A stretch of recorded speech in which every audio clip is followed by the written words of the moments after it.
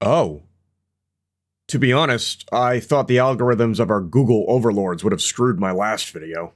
Especially considering the really bad timing of me releasing that World War Z review. Civi, Seth, and Pyrocynical all releasing reviews within 3 days of my own review launching. I could not have timed it any worse. Then again, it could also have been the perfect time to launch it, since everyone has reviews on the mind and are searching around for them.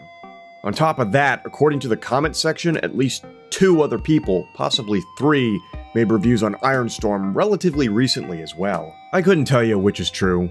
All I know about the algorithm is liking, commenting, sharing. I couldn't even finish that one. But the algorithm's not important, at least at the recording stage. What is that we have an ember lit. So let's get some fuel for this fire. Before we add that fuel though, I want to talk about the previous topic a bit. Since I had uploaded that video, I had learned a lot of additional information, of which might be relevant to this review. Most of this new information comes from the comment section on the World War Z review, Gentlemen and Scholars, all of them. They're mainly why I've been referring to the last game as World War Z instead of Ironstorm. See, while I originally thought that World War Z was the only version available, it isn't. The original 2002 release is available on both Steam and GOG, the latter of which I'd put more stock into for this game because somehow the Polish wizards at CD Projekt Red are able to get older games to cooperate with modern systems more often than not, and Steam just doesn't care. From what I've been told, the original release has a ton of content missing from World War Z. For starters, multiplayer, as well as whole sections of some levels, such as the silo mission, and even some weapons, like landmines. That would have been nice to use against the tanks, though minefields would also become a lot deadlier. My running theory originally was that Rebellion removed portions deemed unwanted or unnecessary when they made their port to the PS2, World War Z Ironstorm, in order to make it work on the console. But upon further looking into it, it looks like whoever was operating Reef Interactive at the time might have also been responsible because it seems their port of the PS2 version back to PC, World War Z, had more content cut. For what reason, I couldn't tell you. In exchange, we get widescreen support, anti-aliasing, anastrophic filtering, bloom, and new save points. Only 2 of those things seem like a positive addition to a game made in 2002 by a new studio that had been founded earlier that year. Unless either 3 of these companies reveal what happened, we'll never 100% know. But with all that out of the way, ladies and gentlemen, the fuel.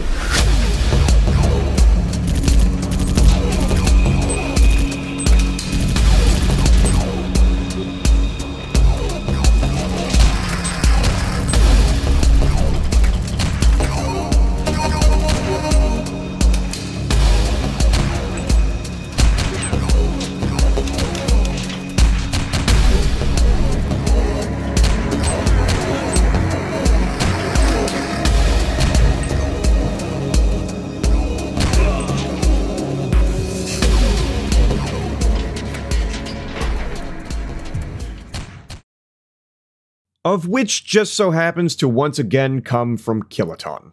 See, before they went along with their racing game spree, Kiloton actually did make some other games, including what's being referred to as a spiritual successor to Ironstorm, Bet on Soldier. BOS, as I will refer to it, was seemingly made in between Ironstorm's re-releases and Kiloton forming, being launched in 2005, a year before the company would officially form. I assume because their formal registration as an LLC was being processed then and completed in 2006, but I can't be certain. I hadn't actually planned on doing a review of this game, for the sole reason of I've read somewhere that it hadn't worked very well and was possibly abandonware, which would force me down a rabbit hole of finding who archived what and how to get it working, only to find that the game was just straight up purchasable on Steam. Imagine my surprise. Bet on Soldier does have 2 expansions from what I can tell, but neither appear to have been officially translated to English. Someone did have the common courtesy to translate the expansions to English, but based on what I've read, I'm going to need the original files, and those aren't on sale, and I'm not going to go down the other rabbit hole of finding those for this video. At least, for now. This game, however, is not on GOG, unlike Ironstorm, so I can't compare the 2 versions even if I wanted to. If it does come out on GOG after this video goes live, someone let me know. Based on what I've read in the blurb of this game, I didn't expect this review to be another 53-minute long cut-down playthrough like my last video. I was very wrong. This is a much different beast than I expected. And as tradition dictates, my first impressions were captured live. I don't think that's supposed to be like that. Oh. That's not fun. Oh, it went from being just...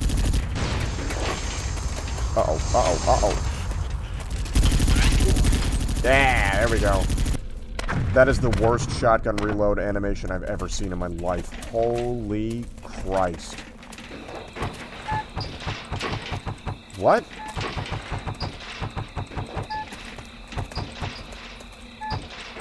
I'm pressing E when I do this. This is just pushing shit out of the way.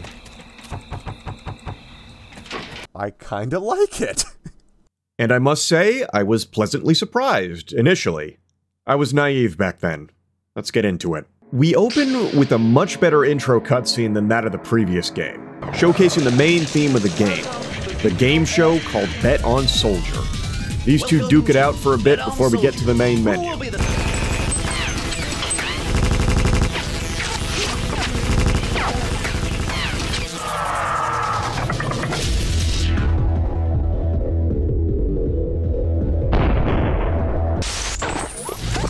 Soldiers fight against each other in the name of...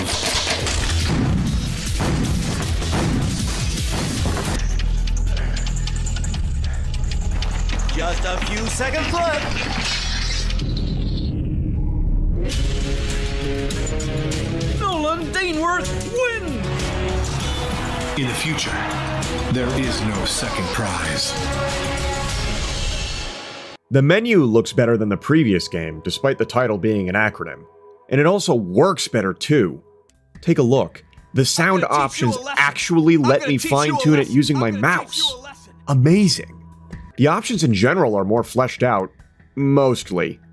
It's a huge upgrade from the last game, even if adjusting the resolution the first time crashed my game.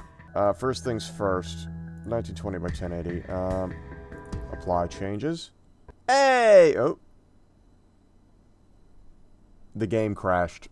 This far into writing and recording, the game's only crashed twice. Once when live with the aforementioned setting change, and again when I tabbed out while recording footage. I expect the latter from older games, so it's no mark against it. After all, what game did like tabbing out pre-borderless full screen? Hell, I know games now that don't like it. Now, like I said, Bet on Soldier is a different beast from Ironstorm. It's also a decent bit harder. So I'm going to play on the normal difficulty, Mercenary. Fitting for my beret, anyway. I had learned later that the difficulties only seem to affect damage multipliers, with Mercenary cutting the damage down to 80% of its base value. The easier skill drops it down to 50%, and the hardest is 100% of intended damage. In this case, I would call the hardest skill the intended way to play. We get a long series of cutscenes here explaining some backstory. It is 1998. A war has been raging since 1918 between the Western Republic Federation, the WRF, and the United Asian Nations, the UAN.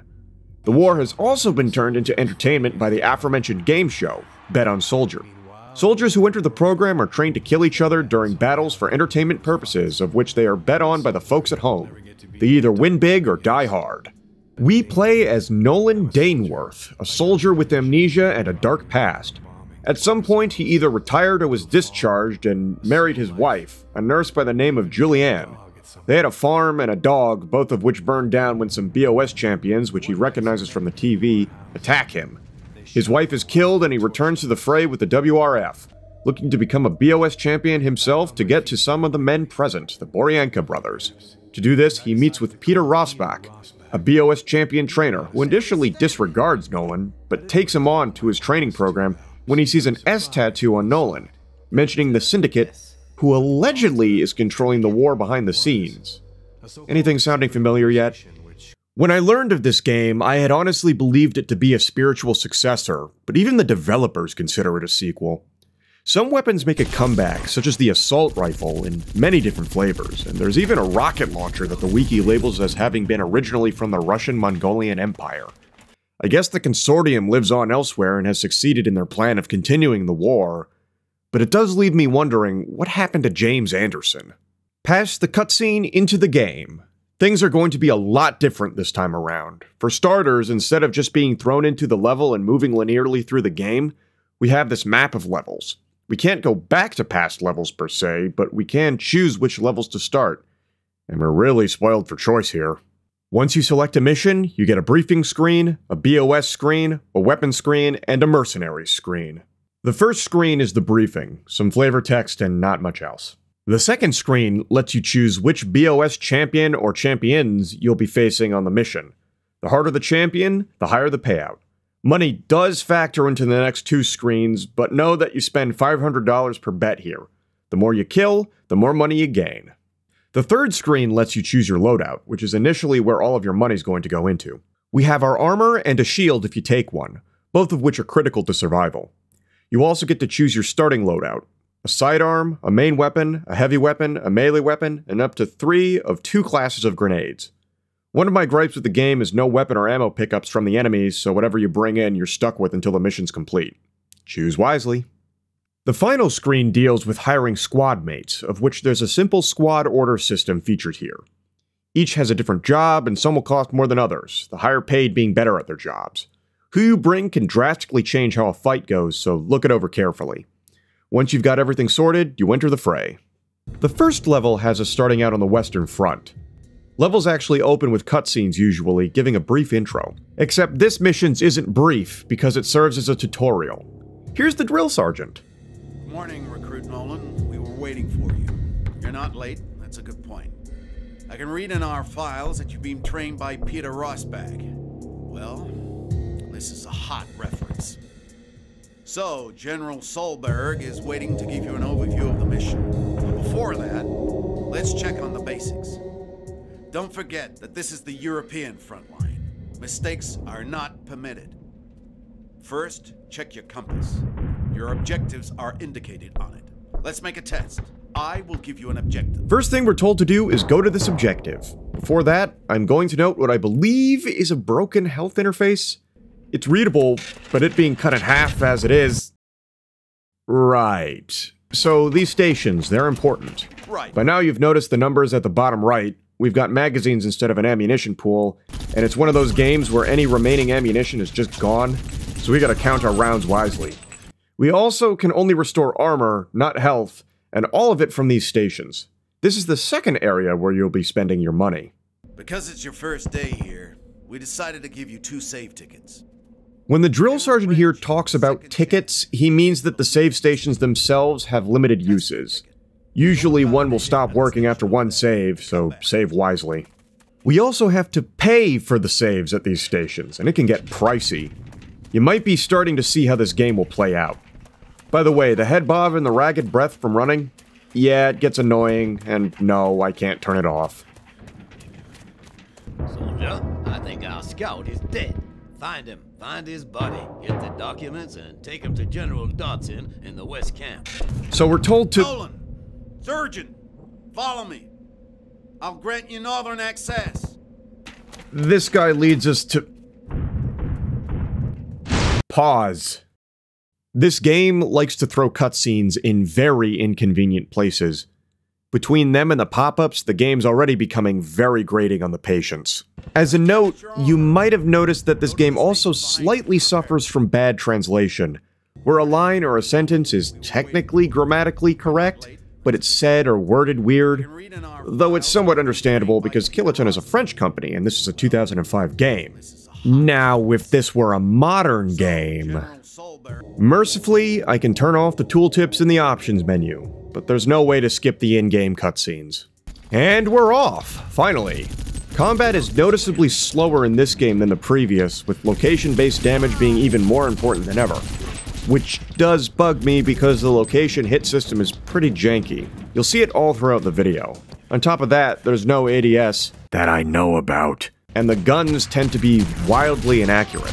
You can crouch to increase accuracy, so I guess that counts, but not to a degree where something like this assault rifle I brought will work at longer ranges.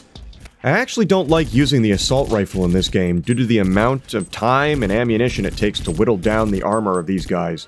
The shotgun, as terrible as its reload animation is, does a much better job of it, but only at short range. The sniper rifle, which I'll grab later, does a much better job. It seems like alpha damage is the king of the battlefield, or at least for now. We come into a small skirmish playing out between the two sides, and we get to listen to some of the dialogue of the NPCs. Enemy NPCs have more Russian-sounding voice lines, whereas friendly NPCs have more variation. Don't stay there, drop! NPCs will shout callouts to one another about threats and respond to one another's orders. It's kind of neat, even if a little jank. Get a move on! Occasionally, accents would change for characters. Nice work! As instructed, we find our dead scout, grab his documents, and head out to deliver them. This officer comes along to open the door, but he needs to be in this specific trigger spot to do so, and I end up blocking him a bit. Thankfully, much like James Anderson, Nolan can just walk past people without issue. Nolan, you have the documents? Good. Missions will have in-level transitions, which load fast enough, so no complaints there. Something that I discovered early on was that this game has a working physics engine, and that pressing E allows you to nudge objects around like you're playing Gary's mod. I use this mostly to nudge explosive barrels into position to either ignite or detonate enemies.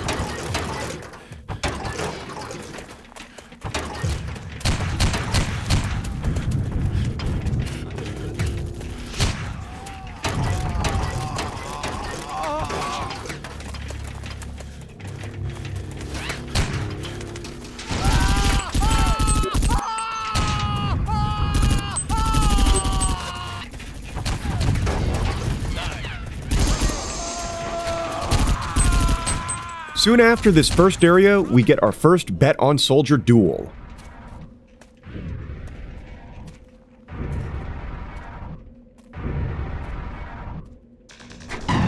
Welcome to BOS.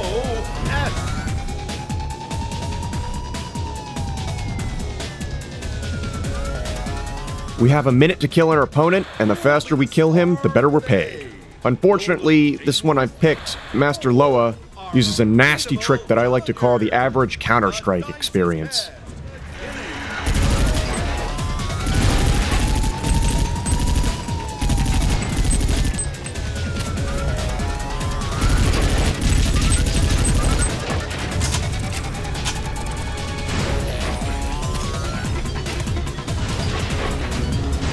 Not only does this also set me on fire and suck to look at, but upon dying, my game crashes. You shouldn't have bet against me! What was he thinking about?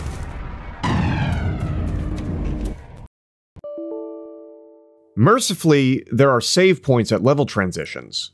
I'm not sure what exactly caused this crash, however. At first, I thought it was something to do with the potential live system and not using a save station, which is why for a while I was just reloading saves instead of letting Nolan die, but I later disproved this theory. A quick search reveals a corrupted installation being the possible culprit, but it rarely happens anyway, about twice in the span of me recording everything, so I don't care too much.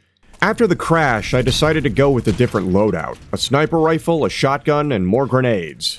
Round 2 against Master Loa. Attention, BOS in 10 seconds.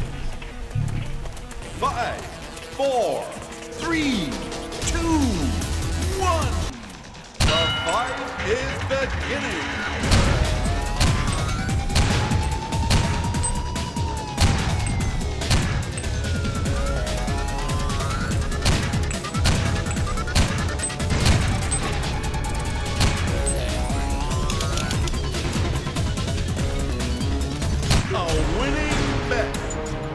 Guess the student has surpassed the master. Though all it really took was me avoiding his fucking flashbangs. We get one long fight across this bridge segment into the western camp, which looks more like the western fortress, honestly. But it's nothing I can't handle.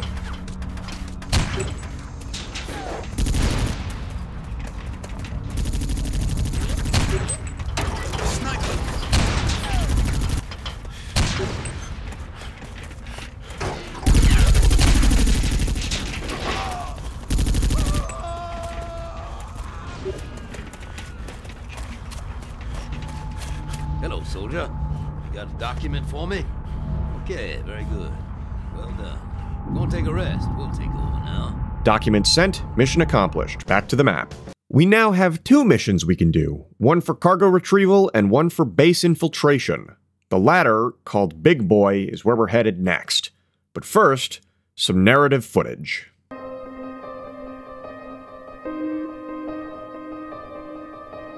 So Nolan all of a sudden remembers the third man of his wife's killers. Balding, a fittingly bald man.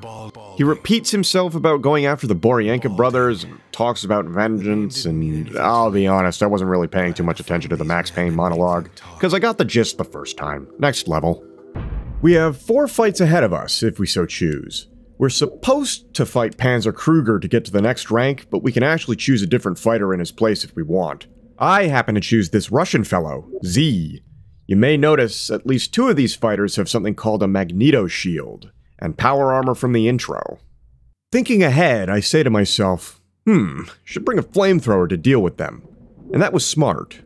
Partially. It'll come up later. For now, we also get a new sniper rifle with a better ammo capacity. We also get a free engineer on this run, and I also hire a sniper mercenary to come along. The former is a mission objective, and invaluable to us for one simple reason. Armor repair. This saves so much money in the long term. On top of the sniper rifle being super ammo efficient, I'm very rarely visiting the vendor in this next level, only for the occasional top-up here and there. For said next level, we're sent in to destroy a UAN superweapon called the Big Boy. I'm not sure what that is, but it sounds awfully nuclear. Best to level a base anyhow, they're shelling things and that's also not good. The engineer comments about the night raid being more deadly, which is only true for our enemy. Statistically, we have 31% more die at night. Nice work. We sneak, and by sneak I mean shoot, our way through these defensive trenches and to the front door. Nice work.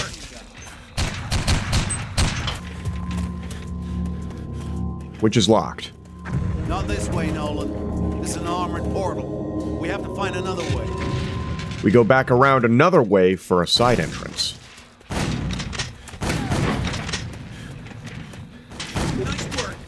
Before we move to the level transition, the first BOS fight pops up. Wolfgang Eisenteufel Heinrich.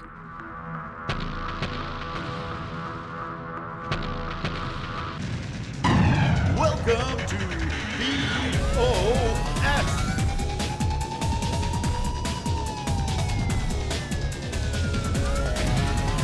Who's it gonna be, folks? Our lucky champion, Nolan Dayworth, or our unbeatable challenger? The Steel Devil dies in a little over a third of my sniper rifle's magazine. The fight is beginning. A winning bet. Guess my steel was sharper. Still not a fan of the cut-ins happening every single time. Half the time, the voice acting of the champion's smack talk doesn't even match the character's background, just drags out a 1-minute fight. The enemy amount seems to be ramping up inside, which makes sense. Past this helipad and into this building is our objective, of which I found the way towards completely on accident whilst jumping around.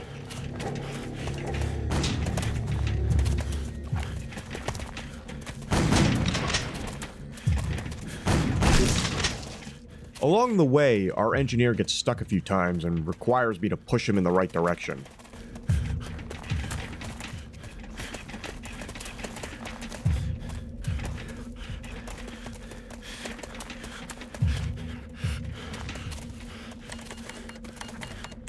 Once he hacks the main computers, we're ambushed by an exosuit, which I will call mechs to avoid confusion with exos, the power armor.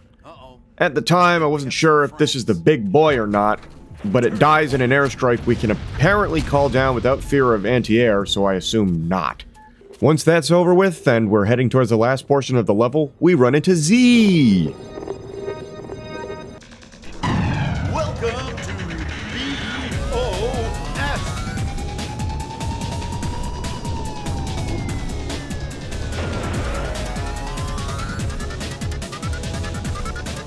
Who will be the star of the day? Nolan Dayworth or our best challenger. The dice is cast. Remember the Magneto shield? The fight is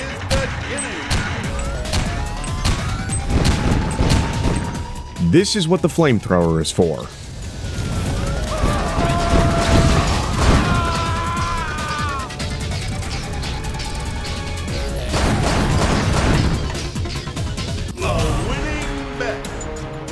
Z has a lot of bad luck, it seems. He still almost kills me, and I have a bigger problem that I don't realize until later. My flamethrower can't be reloaded. At first, I thought this was a weird one-time use deal, only to look it up later and learn that it doesn't have its own magazines. It uses your fire grenades as magazines. I can't recall ever reading that anywhere, and if it's in the tooltips, it's disabled, and it's the main reason for a loadout change later.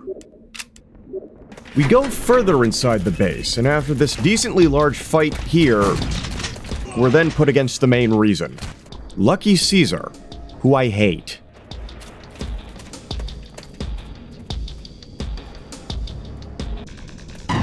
Welcome to BOS.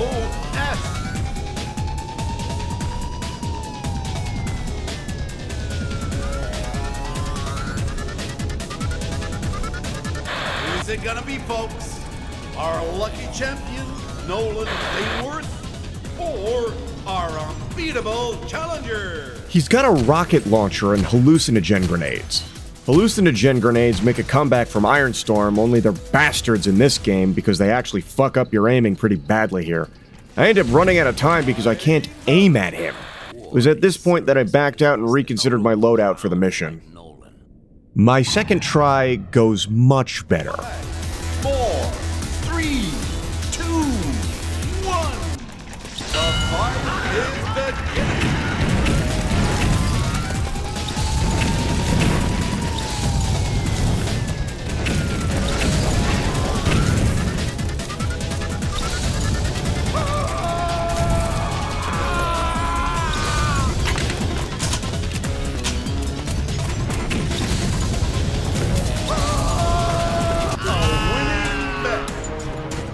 His luck ran out this time. It's when I get to this room that I realize the big boy is just a big gun. Look at the size of those shells and powder charges. No wonder it's a problem. Anything that big's gotta be a logistical nightmare. The gun itself is in the other room, which I enter through this alternative route. And when I hit the objective marker at the intended way through,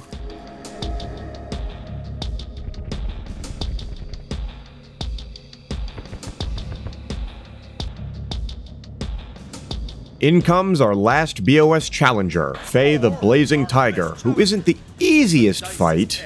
That goes to the Steel Devil. But his is the cheesiest fight. Look at this.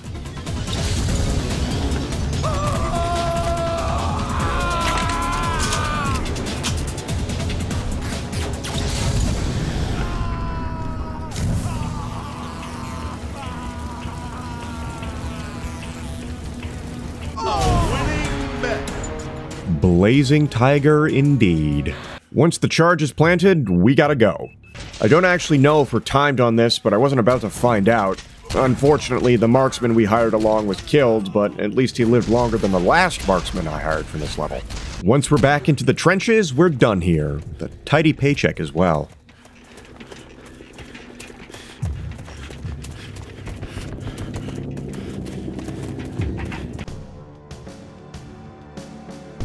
Time for exposition. Nolan Dayworth is still alive. Didn't you kill him in Cuba 3 years ago? He survived somehow, sir. He's back on duty. He's in League 2. And it appears that some men tried to kill him 6 months ago. Why the hell would the Syndicate want Nolan dead? All right, we have to stop Nolan before he finds us. Hurry up and don't fail this time. Not my problem yet. What is my problem is this cargo recovery mission. In this level, we get access to some more hardware. We upgrade our armor and our sniper rifle, the latter of which finally has a scope. We hire a trooper to go along with our free engineer when we move out. For BOS champions, we have only 3, but one of them is very special. And by that I mean an especially large pain in my ass. We'll get to him. We're in Alaska. We have 3 AA guns to nail and a long way to go in order to do it. We're front-loaded first with the revelation that this game does have ADS. It looks terrible, but it improves accuracy a ton. I looked through the controls and didn't see a key for it, which would be nice if there was, so I could rebind it off the fucking middle mouse. But at least we have it now. Only took 2 levels to figure out. We are also presented with a decently tough fight, which includes another of these mechs.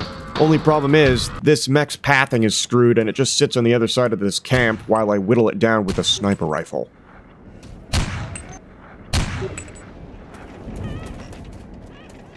Another mech comes up through the gate of this place, but only to deliver the next BOS champion, Vladimir the Bloody.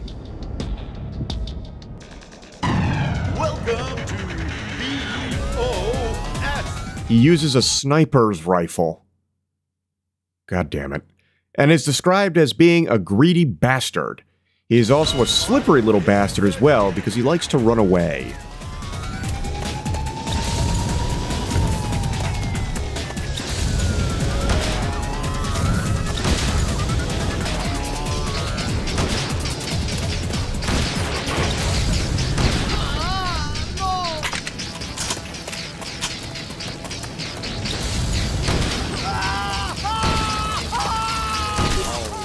The second try, I find I am able to take his mech. 10 seconds.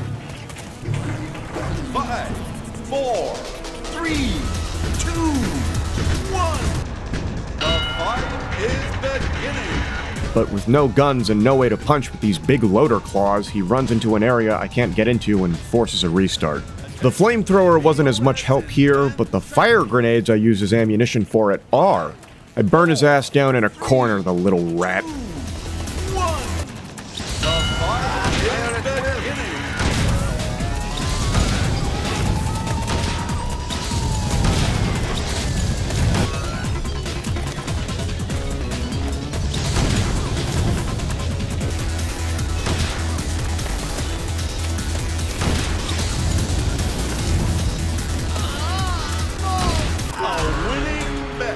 Vladimir the Bloodied and Beaten.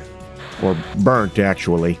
Once he's gone, I take his mech for a joyride to the first gun, and as it turns out, stomping on infantry is pretty effective.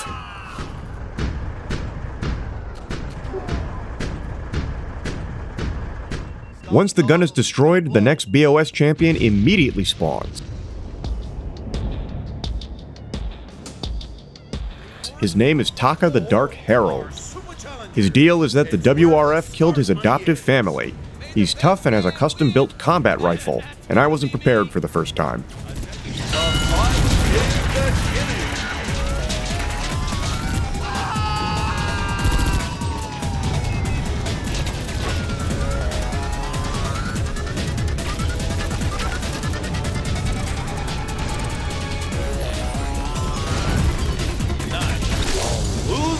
My next idea is to cheese him with the mech, but the developers are no fools.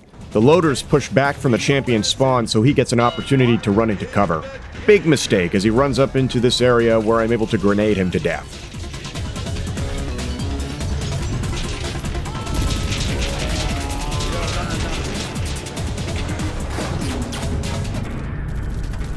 A winning bet. Consider the Herald delivered. Time for a level transition. Once we're across the bridge and shooting, you may notice a familiar friend. El Tigre Dos of them. They do shoot at you, though the shells are noticeably slower than their older counterparts.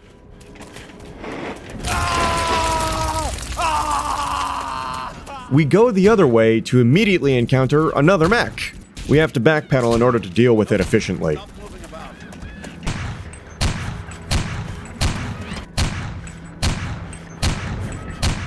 I couldn't purposefully replicate this elsewhere, but I somehow got the pilot to eject. And on top of that, I discovered something else that engineers can do. They can repair the mechs as well.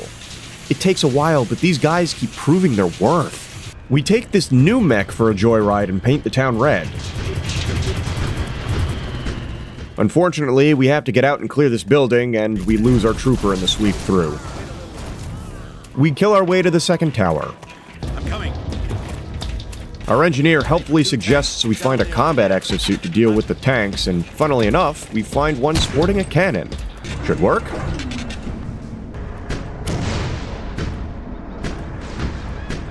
The tanks are a little tankier than they used to be. 4 rockets, or maybe 5. I don't know, I shot at them earlier and that might have contributed. They die anyway. Next section, there's more mechs. I find out that we can't eject from mechs.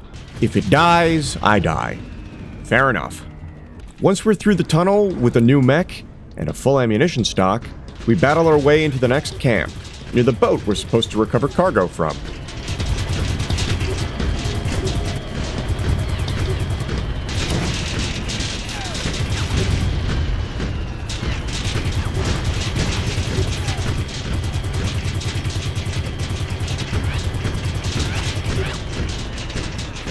We fight another mech inside of the camp, which we have to sniper duel to death again.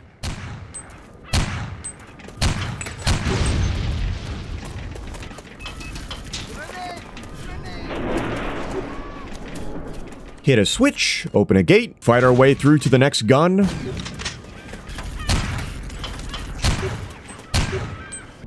Coast is clear. Coast is clear. Coast is clear. Blow it up, and then we have to clear the boat out. At the end, we have to kill the final BOS champion, Mika Borienka. But first, we have to fight the fucking level geometry because the entire section is sitting at a 30-degree list to port. This part fucking sucks, and the worst part is that it's been fine up to this point. This whole section is a herald for what's to come, though I didn't know it yet. I was too focused on the awful trek to actually get to Mika, and then once I get into that fight... Welcome to BOS! The fight is beginning!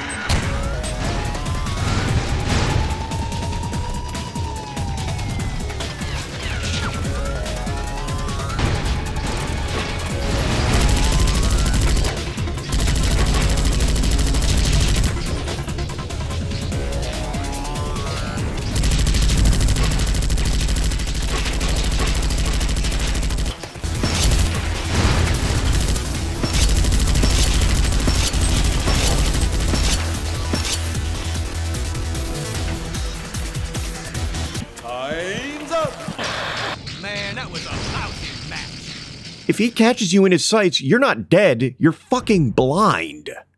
It's not even the worst part of this goddamn fight. That would be the fact that Mika is immune to both gunfire and regular fire, making him immortal to all of my weapons save for maybe the grenade, though I never land one on him. This combined with the obnoxious loadout of a flashbang minigun and a flashbang hybrid cluster grenade.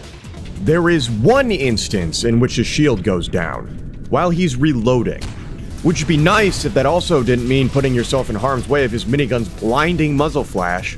Unfortunately, my sniper rifle's accuracy drastically falls off while firing, so I can't dump rapid hits into his skull like I did with the Steel Devil. This part in recording actually got me very heated for many reasons. It also presents one of my main issues with this game, the inability to choose different loadouts without restarting entirely.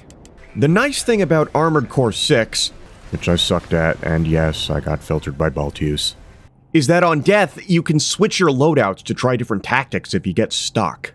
That's theoretically something you should be able to do here, but because you can't, you're fucked if you pick the wrong thing and have to start all over again. You have no idea what you're going to be dealing with in terms of enemy behavior or scripted events until you get into the mission, so I see this as a detriment to this game, and especially the duels. It becomes a serious problem later on. Here, I end up ditching the flamethrower for a rocket launcher, seeing as I barely used the former anyway. I have to play through the entire level again, just to fight Mika again with a different weapon. That's what I thought I would do anyway. In reality, I decided to take a stab at it. Once more with the save I had before fighting Mika, and decided he wasn't worthy of all that effort. The sight of you suffering will give me endless pleasure.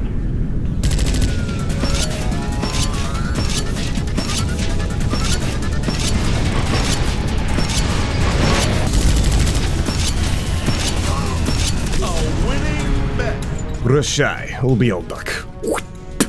We learn a name from Mika as he recovers from his London handshake. Hang Shaiming, the apparent leader of the Resistance, which is a group dedicated to fighting the Syndicate and ending the war. Nolan speculates they were probably after him due to his tattoo. But never mind that, we have missions to attend to, like blowing up trucks. The BOS champions get noticeably more annoying as time goes on. You can see the weapons of the next two, Hakim Ragab the Destroyer and Le Professeur, have hallucinogen primary weapons. We'll get to this later. The next two missions are noticeably shorter than the last two missions, though only in theory, which gives me some time to experiment with some of the loadouts here via loading saves. I actually do trade out the flamethrower for a rocket launcher, and even though it says it's from the Russian-Mongolian Empire, it's not. I also exchanged the sniper rifle for a commando rifle, but not for very long. In theory, it does better damage than a regular assault rifle, but in practice, it seems to have the same ammunition issue. Maybe it's a little more accurate too, but the sniper rifles outclass it. Pass. We grab 2 mercs, an engineer and a trooper, and head out. Once we're dropped in, and I reload to use a better rifle, we're tasked with grabbing some explosives as our drop lost the ones we came in with. We take a casual stroll through town, encountering the first regular enemies with rocket launchers. I also didn't have a good place to put this before, but the game seems to have a problem with the mouse sensitivity, where it seems to reset to default on startup even though the slider's still the same. It's an easy fix, just adjust the slider again, but I keep forgetting and it's throwing off my already bad sniper aim. We find the explosives in this warehouse, right before the first BOS fight here. Welcome to BOS.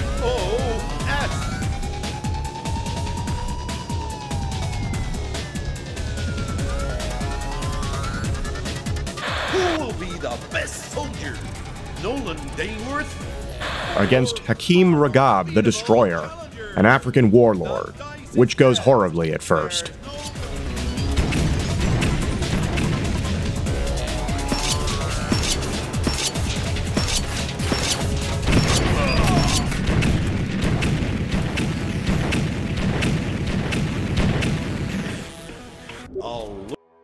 A little thing I should point out about hallucinogen is that it also screws up your movement, and I kinda give up as I get pinned against this burning car. This is not an uncommon theme, and it pisses me off pretty badly, especially considering these guys are also bulletproof and fireproof most of the time. I will bitch about this more later when I come across a much more troublesome opponent, but for now, know that I am not a fan of these weapons.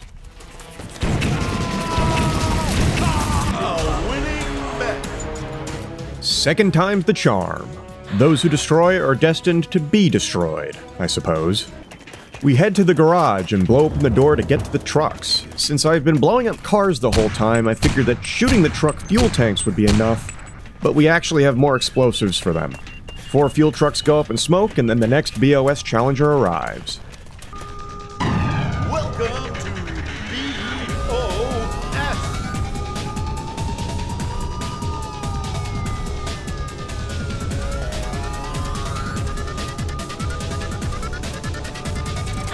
Is it gonna be, folks? Our lucky champion, Nolan Daneworth, or our unbeatable challenger? He has a sniper rifle, which means he's running from me the whole time. I push him very aggressively using the rocket launcher to whittle his health down with the splash and fire damage and finish him off with buckshot. Gonna use this professor's grants for more bullets. Mission accomplished. Nolan starts to give out a little too much information about his wife, blaming himself for her death as the subtitles double up before waking up in a cold sweat, feeling watched. Too bad, Daneworth, we're halfway through. Next mission. While the last mission was relatively easy, this next one loves to bust my balls. Somehow, I was angrier playing this whole mission than I was fighting Mika.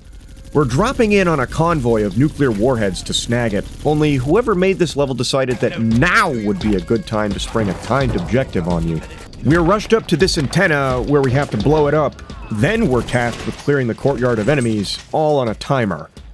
And in this timed instance, here's 3 of the heaviest armored general infantry you'll see at this point, all converging on you from a random direction up here each time, while supporting enemies pop up around the level at random.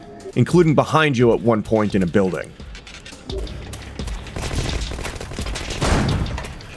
To top it all off, I get lost a bunch of times trying to figure out where the resupply stations and save stations are, because I also can't bring any mercenaries, meaning no engineers.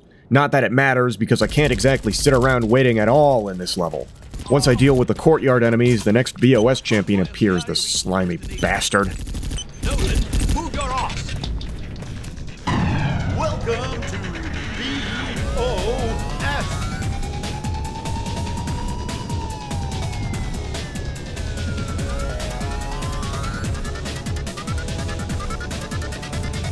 Who will be the best soldier? Nolan Daneworth? This is Sergei Ternichev. His whole life is spent killing other champions as revenge for a drunk champion killing his children. He is also supposed to have something on his back that you destroy to disable his shield, but I can't get him to turn around long enough to see what the actual hell it is. A losing bet. I should point out that this level is also relatively quick if it weren't for how many times I died, restarted, and tried new loadouts. If the war shotgun didn't take up the slot for my rocket launcher, I'd probably take it more often. It decimates normal enemies, but the explosive effect isn't as effective a method to kill BOS champions through their shitty shields. Wish I could have one of those. I also finally tried out the newest sniper rifle, the Sniperskia sniper rifle, or roughly sniper rifle in Russian. It actually does a wonderful job killing most enemies with the headshot through armor and taking 2 headshots to bring down the exos. It does require me to work the bolts, but at least the animation looks better than the old rifle did. At one point I test a shield out, which takes up your heavy weapon slot. It's a nice bit of extra armor, but you can only use your sidearm with it, and it makes you terribly slow. The shotgun reload looks a lot better with it, though it's also slower. Eventually, though, we work through this level with the old-fashioned rocket launcher.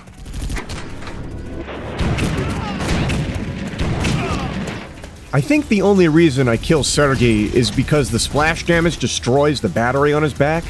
Then it's just a case of shooting him until he dies. At least, his quest for revenge ends here. It is at this point that I finally find a save station, which helps tremendously. If it wasn't apparent already, whoever designed this level is an asshole and I do not like them. The final part of this level is disabling, not destroying, these 2 mechs and killing their escort. This requires shooting a panel on their backs. Mercifully, they focus more on heading to their objective and not shooting you, so you have plenty of opportunities to shoot those panels. However, the first time around, I did just destroy one. I don't know why this is an issue, we're after nukes, not mechs. Mission complete. No cutscene, straight to the map. Next level. 3 BOS champions, max rank as always. We have access to some more hardware now, specifically the exo armor they've been showing off all game and a rocket launcher that the champions had also been using against me. We also get access to the next roto blade and a new sniper rifle. I basically blow half of my money upgrading my equipment here. We grab a marksman to go along with the free engineer we get for this mission, and we're off. Our task is to help with the defense of this coal mine base. Right off the bat, we're fighting 2 mechs in a cramped hallway, and things go wrong immediately. I restart. Second try, I manage to get out and into this bunker, which I use to cheese both them and the supporting enemies. As soon as the last enemy dies, in comes a BOS champion, David Dack. This guy is following in his father's footsteps, but he's supposed to be on our side. I don't know why I'm fighting him when these chucklefucks in the WRF could use all the help they can get.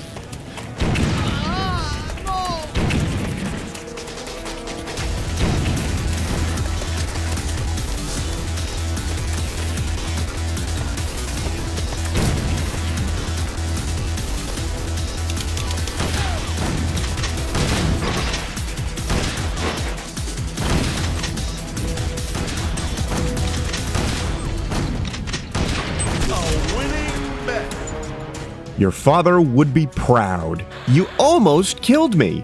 Shame you needed to use hallucinogen to almost do it. We spend some time shooting down paratroopers and utilizing the squealer targeting system of my new and improved rocket launcher. It's really useful for dealing with the mechs without getting torn to shreds. Once we're done defending the perimeter, our engineer finally spawns and we begin our work to push the enemy back. This dumb bastard's locked into predetermined actions, so he won't repair me, much to my frustration. Eventually, he gets to it. We make our way through no man's land, encountering the average 2-fort battlements on the way in order to steal an enemy mech so we can break through. But even that is chock full of nonsense. Because the next section starts just like the first. I manage it, but our marksman bites the dust. I spend an embarrassing amount of time trying to figure out what exactly to do, especially about these tanks here.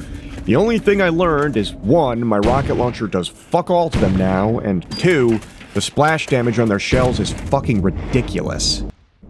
It's on one of my attempts that I find another mech waiting for me under this tank. We cheese it and head up this ravine, which leads to a mech bay with a mech inside. Problem: we only have 12 shots for the cannon and there's no reloading. How are we going to destroy 3 tanks when 1 tank can already take over half that? I actually had to look up a commentary video of this. Yeah, sue me, assholes. This game's pissing me off as it is with this nonsense, because apparently you can reload the mechs at these ports here. These are actually marked on the map when you enter a mech, but this was never relayed to me, much like aiming down the sights or what any of the alternative fire buttons on the weapons do. How the fuck was I supposed to know that the assault rifle with the blinding flash meant it had a flashbang on the bottom and wasn't a flashbang gun? That is my other major gripe with this game. The lack of proper explanations. It teaches us basics at the start, such as how buying and saving work, but it doesn't bother teaching us anything else when it really should have. If the equipment had descriptions telling all of this, it would have fixed this issue, but since it doesn't, I'm stuck discovering this stuff on my own by accident. I know that older games didn't hold your hand, but this game came out in 2005, not 1995. And if it's doing it all through tooltips, that's a horrid way of teaching things to the player. I know nobody wanted to really copy Half-Life, but I feel like copying Opposing Forces tutorial would have been really helpful and could have been a nice setup for the rest of the game, especially surrounding that sleazeball we got training from at the beginning. Oh, yeah, and it also costs money to reload the mechs. Of course. Regardless, with the newfound way of reloading, we can complete the objective. As a side note, I managed to get the mech past the tank here once, and this happened.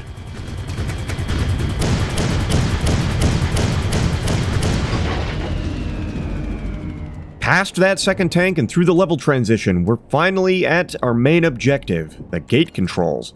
I take a few tries to get through this old mine conveyor belt area due to a mixture of frustration and incompetency. Although in one instance, this supply terminal locks up on me and forces a restart.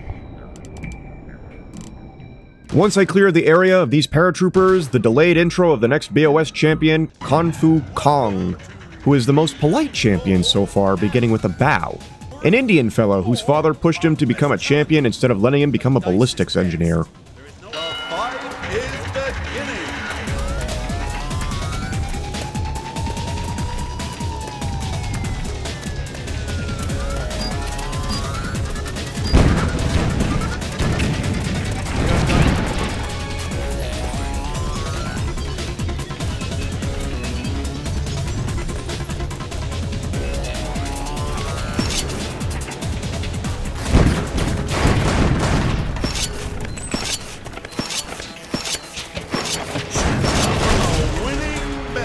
Should have went against your dad, Kong. The champions are, for the most part, fairly tolerable this time around. Even Kong's shotgun doing the blinding effect isn't nearly as obnoxious as it was for the last couple of champions. Then again, maybe I'm just getting better? Nah, that can't be it. Must be luck. I waste time getting this mech ready to fight, only to find the level ends the moment the gate closes. What follows is a bizarre cutscene that doesn't really frame events very well. Tried to find out more about my past. To break things down, Nolan visits another BOS champion who claims to have trained him. He leads him to his old house, which I thought he already knew about and was just avoiding because, you know, his wife was killed there. He finds some photographs inside. At first, I thought the next section of the cutscene is a flashback from seeing them as he's talking about getting his memories back, but I think it's implied he went to this monastery from said photographs and was captured by the Resistance, where he is tortured and meets Shiming. He lets him go and gives him a transmitter, and then Nolan just goes home.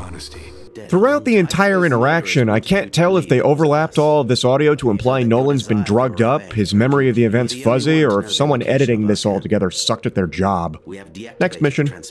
We're off to Cuba, where a camp has been surrounded by tanks and we're once again tasked with destroying said tanks. We grab some explosives, and we're off. A trend this game seems to follow is placing a big horde of enemies immediately in front of you as the level loads. I, for one, think this is a bad tradition and should be left forgotten in the echoes of time. To this end, I spend the vast majority of this portion slowly making my way through, careful not to get my head or my engineer's head taken off by the innumerous snipers placed throughout the map.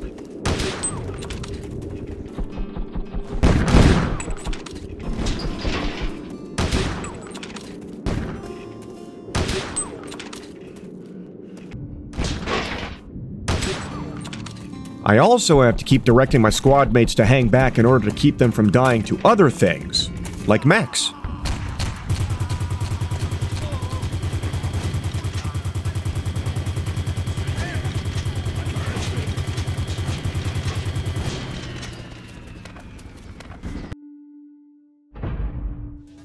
Our first BOS champion is across the street, another flashbanging bastard named Pablo de la Vega. Fortunately, not a bastard enough to pair with a Magneto shield. The fight is beginning.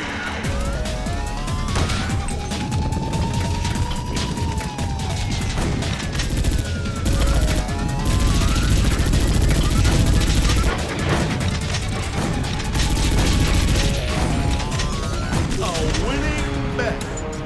He lived explosively and impulsively, and died that way too. Should have stayed up there, asshole.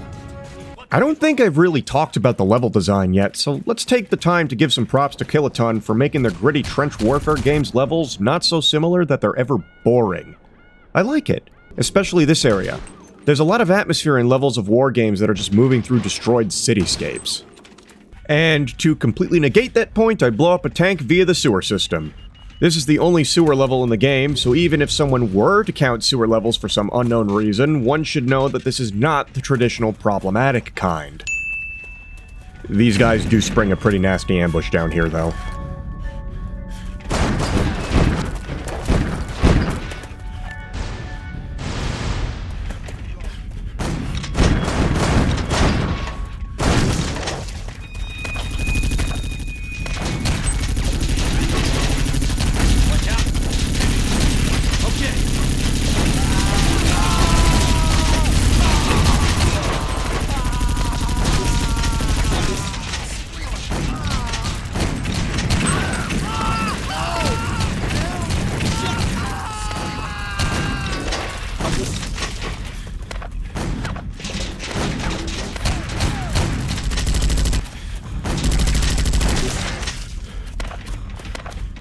Gotta get repaired.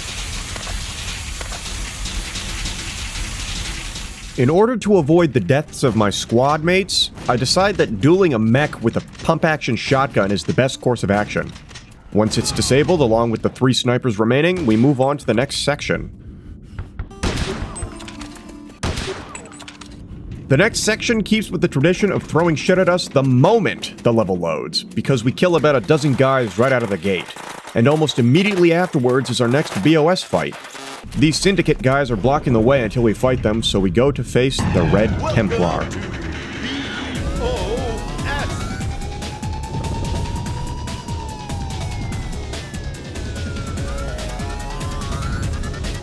Who will be the star of the day?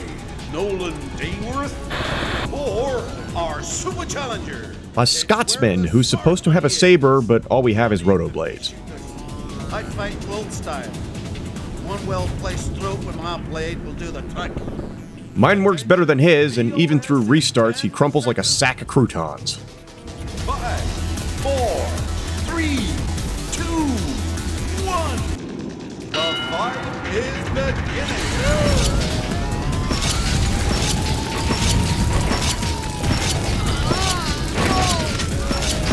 A winning bet.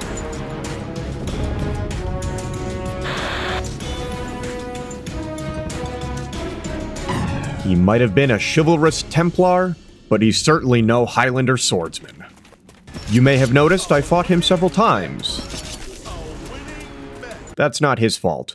It's this section's fault here. We come out of this cool set piece of a downed bomber in a building, and 3 mechs stomp into the courtyard supported by exo-wearing snipers. I die a few times before I decide to brute force victory.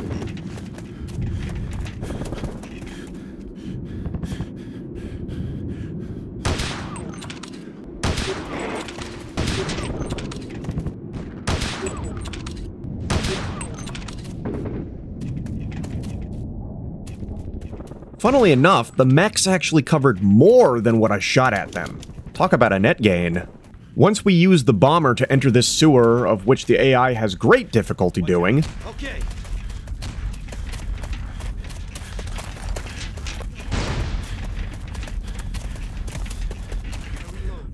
I am tasked with destroying the second of the 3 tanks.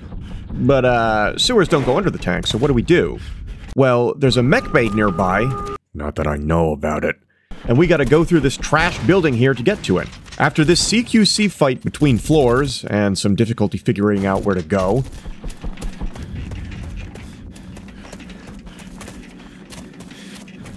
we hit our next BOS fight.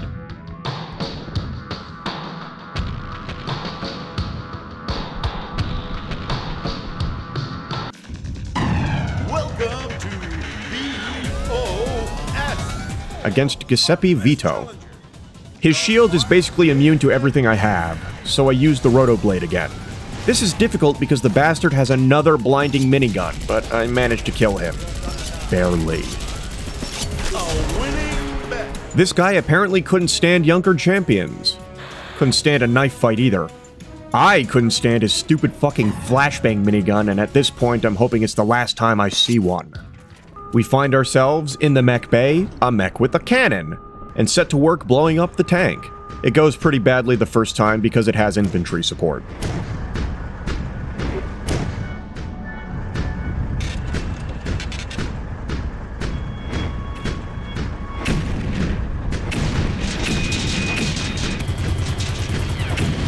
Second attempt goes much better.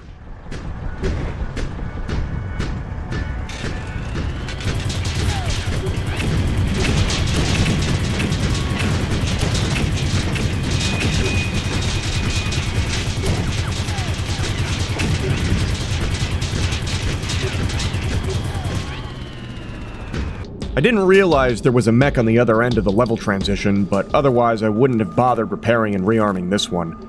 Across the barrier, we have another fight out of the gate that keeps going poorly because the teammates of mine keep dying to this tank's ridiculous blast radius. It also means I have to keep watching this fucking cutscene of Igor Boryenka ordering an execution.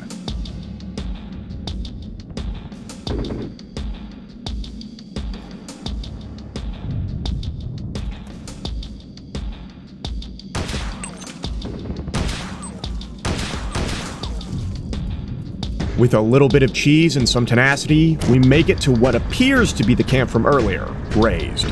We can't take the mech forward because we're fighting the older Boryenka brother. Welcome to BOS. He has the same stupid shield every one of these challengers has and a more fucking cluster flashbangs. The flamethrower, which I specifically brought to go through his shield, melts his armor but otherwise doesn't do much. The only reason I beat this asshole is because he, for some reason, runs off his perch and I gut him like a carp.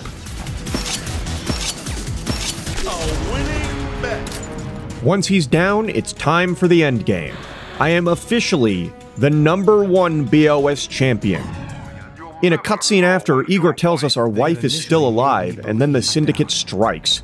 We meet a guy behind the Syndicate, Vincente Andriano, and his right-hand man, Max Balding. Andriano makes a monologue similar to that of Colonel Mitchell's back in Ironstorm about perpetuating the war being good for everything. And then we're given a choice. Help the Syndicate destroy the Resistance and perpetuate the war, or refuse to fight in an arena and potentially holding out long enough for the Resistance to strike the Syndicate HQ. I'd recall a Black Sabbath song here, but I'd like to avoid a copyright strike from whichever megacorporation owns the rights. As Eisenhower once said, "Fuck a military-industrial complex. We're fighting in the arena." I didn't expect to see Igor here, but apparently we're both being sent to our deaths. So the Syndicate thinks, anyway. I don't know if I can get Igor out of here, or if it even matters, but I ain't about to let some war pigs snuff me out for a stock market. Watch this.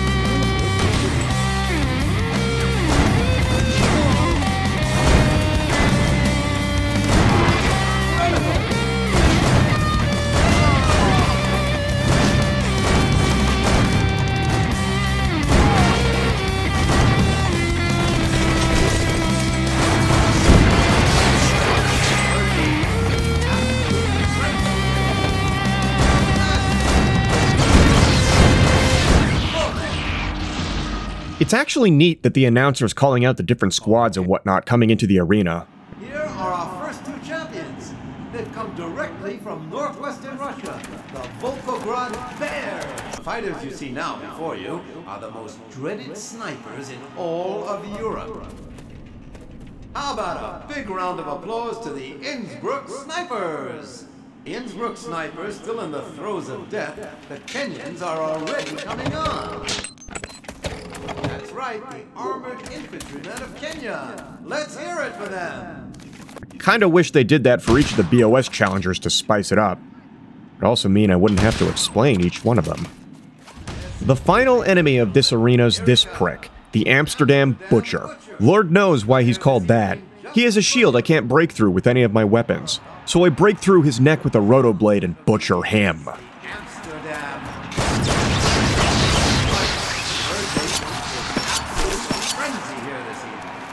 And just like that, Amsterdam needs a new Butcher.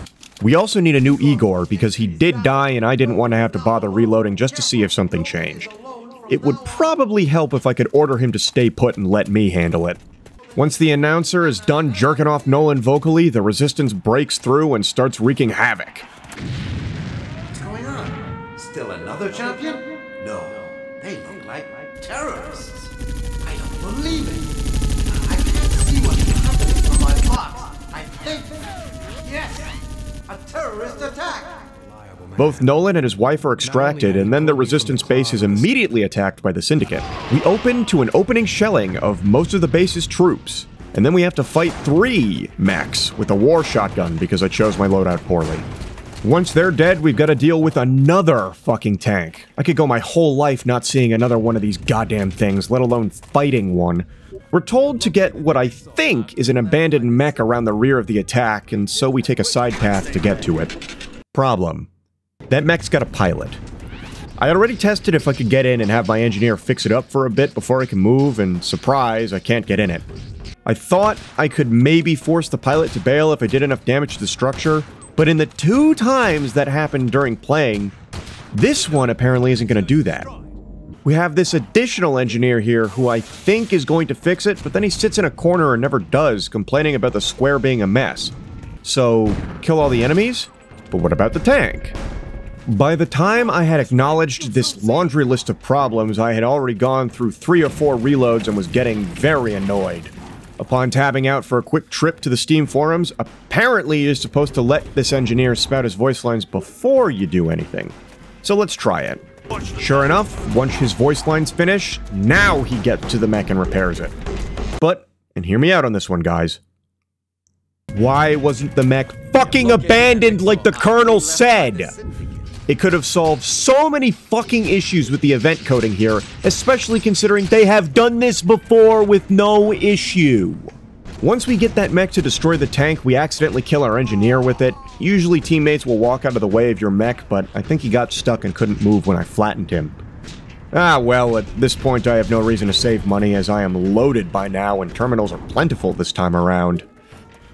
We have more paratroopers on the wall, so we take our mech and take them out. Once we save the Colonel, we shift to the next level. Oh hell, it's a trap! Watch out behind!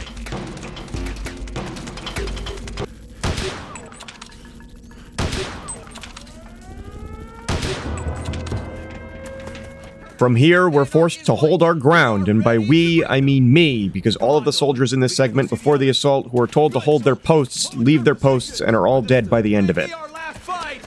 Give them your best! Hold your positions at all costs! The enemy must not take this area!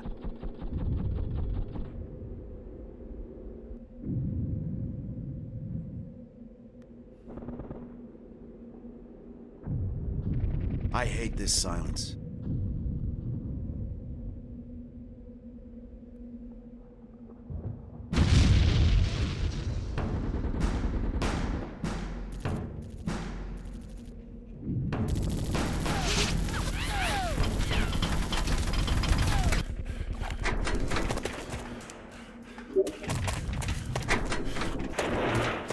We take back a heliport on this ridge to prevent the enemy from using it for, a heliported attack.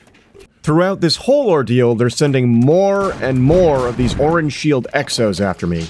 I'm not sure why Mika was immune to the flamethrower because incendiary grenades kill these guys pretty handily. And on top of that, a few meat shots from a war shotgun deactivates the shield. I can't tell if they have back batteries or if these magneto shields have a health bar specifically for explosive weapons, but at least I don't need to rotoblade them. The next 2 areas aren't of much interest. We fight our way to the monastery, killing syndicate goons as we go. The monastery itself is actually a full part of the final level, and we sweep the whole building, starting from the battlefield out front, through the interior.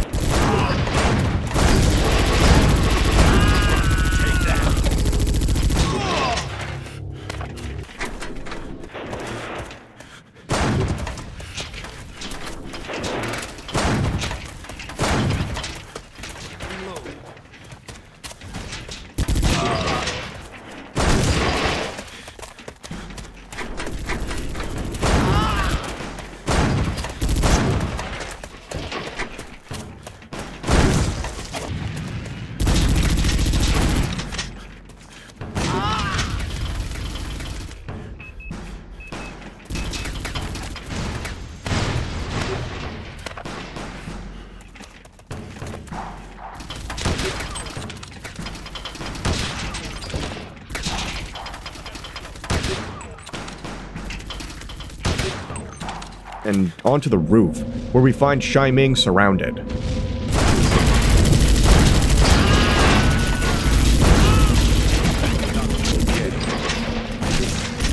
We manage to save him, and just as things are looking up, in comes Balding. He makes a long-winded monologue which also sounds like Colonel Mitchell's, only this one annoys me because I can't skip it. This is relevant because it takes me 3 tries and a large amount of frustration before I nail him. Of course they'd pull this horse shit at the very end of the game. A Mark III Magneto shield and supporting troops. Well, after 3 attempts at trying to camp a supply cabinet to deal with it, I get pissed enough at his monologue that I figure gouging out his vocal cords is worth a shot.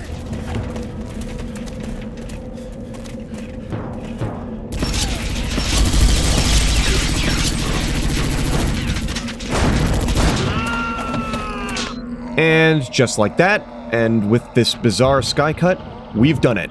I think.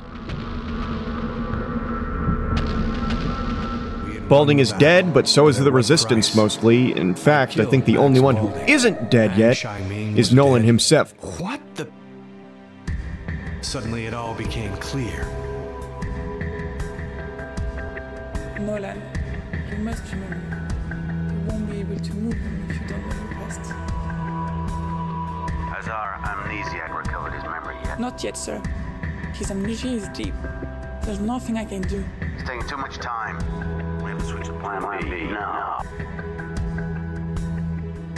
It was only a mission, just a mission.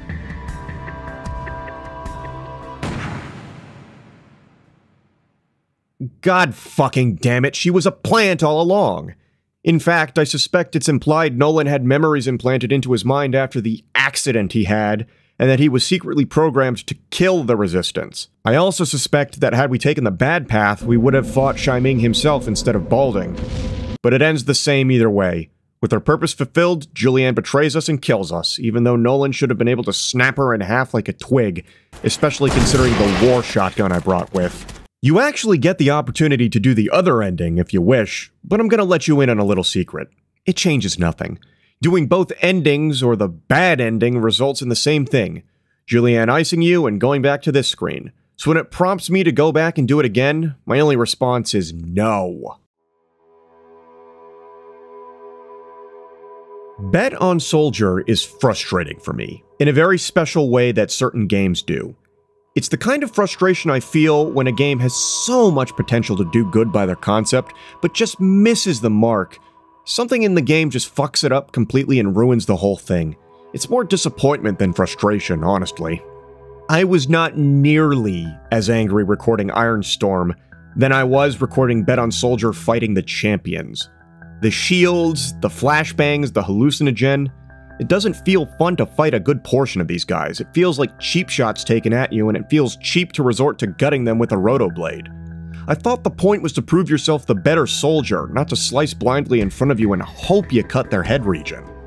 So much isn't explained to the player either. I can bet money it's probably done through those annoying text pop-ups though, which is an absolutely terrible way to relay information if that's the case. Especially when the game is front-loaded with back-to-back text boxes enough to make one turn them off immediately. Like I said, this game needed a serious tutorial mission to teach the player the mechanics. And the fucking bugs I encountered. Twice these supply cabinets locked up on me, forcing a restart. The engineer refusing to fix the mech, the game resetting the mouse sensitivity every time I restarted the game, the fact that the exo-armor is supposed to make you immune to hallucinogen gas and just doesn't. By the way, about those expansions, I was informed by another comment on my World War Z video that they're worse than the base game. Guess I won't be bothering looking for translations for that trash. The game had such a good start to it, and it just got progressively worse. And it's always heartbreaking to see such good concepts crash and burn like Bet on Soldier did. It's not that expensive on Steam, going for less than $10, but frankly, this ain't where the smart money is. 4 out of 10, specifically for the fucking flashbang guns.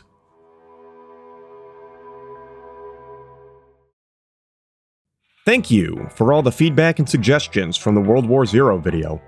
I'm looking into getting some of the recommended games working on modern hardware, but no promises. Frankly, I want to try reviewing something that isn't going to drive me nuts with control-compromising mechanics like BOS, so I may look around my library first before I try to troubleshoot abandonware. I'm Admiral Y11, signing off. Thanks for watching.